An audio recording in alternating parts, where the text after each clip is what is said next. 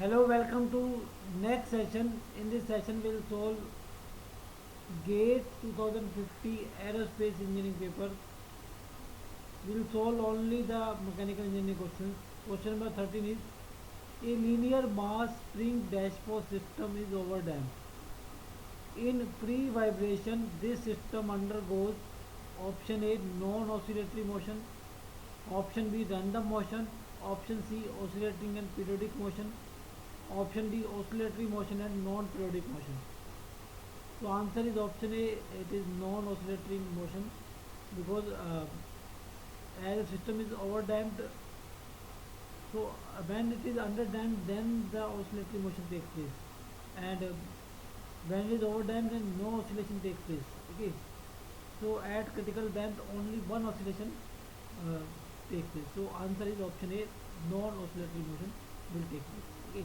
Next, the two non-zero principal stresses at a point in a thin plate are sigma 1 is equal to 25 MPa, sigma 2 is equal to minus 25 MPa.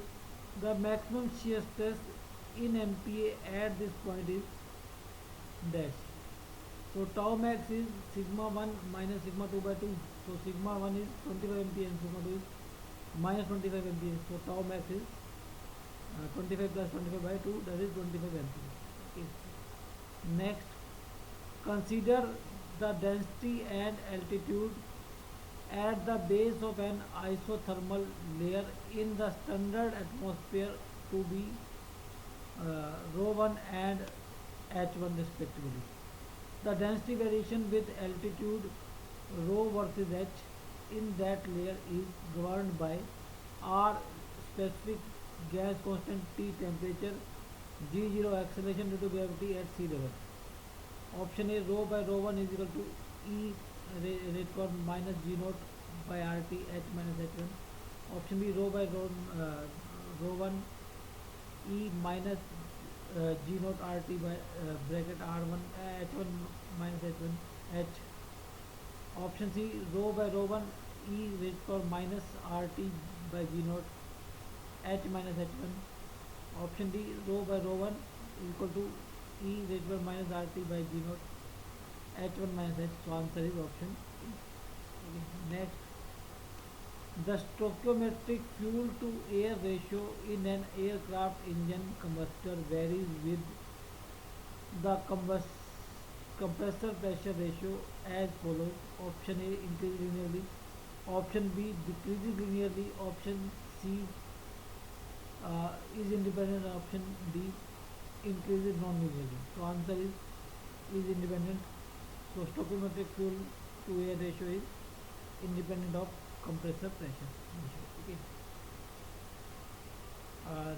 Next, a point 0.5 mass is suspended vertically from a point fixed on the earth by a spring having a stiffness of 5 Newton per mm. The static displacement of in mm of mass is stiffness is 5 Newton per mm, mass is 0.5 kg, okay, or in Newton it is 4.905, and the displacement is F by K. So because K is F by X, so if we take X here, then it will be F by K. So that is 0.91981 m. Okay. Next, question number 26. A slender structure is subjected to 4 different loading cases 1, 2, 3 and 4 as shown below. Figure note to the scale which pair of cases result in identical stress distribution at section SS located far from both ends. So this is your load P and this is section SS, and load 3P by 8, P by 8, P by 8, 3P by 8 and section SS.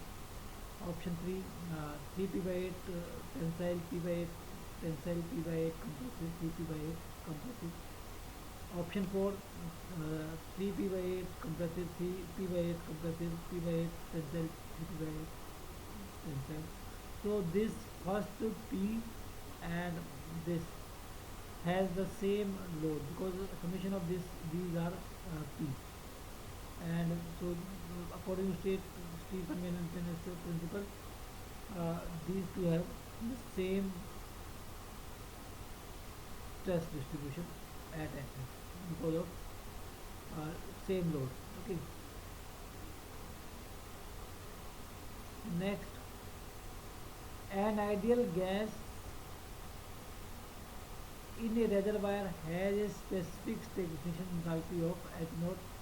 The gas is isentropically expanded to new specific enthalpy of H naught by 2 and velocity u. The flow is one dimensional and steady, then u square by H naught is, so stagnation enthalpy is your static enthalpy plus velocity square by 2. So stagnation enthalpy is H naught and static enthalpy is H, so this is u square by 2. So it is given that the stagnation enthalpy, uh, new specific enthalpy is half of stagnation enthalpy. So this is H naught, this is H naught by 2 plus u square by 2. So this is H naught by 2 is equal to u square by 2 and u square by H naught is equal to 1. So answer is u square by H naught is 1. Okay. So this is using the fact that stagnation enthalpy is sum of static enthalpy plus that velocity, kinetic energy per unit mass, or this is enthalpy per unit mass, this is stagnation enthalpy per unit mass. Next, the Reynolds number Re is defined as U infinity L by mu, where L is the length scale for a flow, U infinity is its reference velocity, mu is the coefficient of kinematic viscosity. In the laminar boundary layer approximation, comparison of dimension of convection term u curly u by curly x and viscous term mu curly square u by curly x square leads to the following relation between the boundary layer thickness delta and Re. Option A, delta is directly proportional to root Re. Option B, delta is directly proportional to 1 by root Re. Option C, delta is directly proportional to Re. Option D, delta is directly proportional to 1 by Re. So Blassi's equation is according to Blassi's equation, the boundary layer thickness is 5x by root Rex. If no velocity profile is given, just use Blassi's equation. Okay. So from this we have delta is inverse proportional to Reynolds number. So answer is option B. Okay. Next, the 2D state, the 2D stress state at a point P in the xy coordinate system is 60 50 50 minus 40 MPa. The magnitude of tangential stress in MPa on the surface normal to x-axis at P is, the 2D stress representation is sigma x, sigma y, sigma y, sigma y.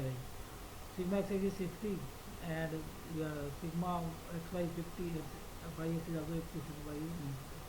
So this is your okay, this is the normal representation. So sigma x is your 50, sigma so shear stress is, tangential stress is your 50 MPa. Okay, sigma yx or sigma xy is tau xy. Okay, sigma xx, sigma yx or tau yx, tau xy.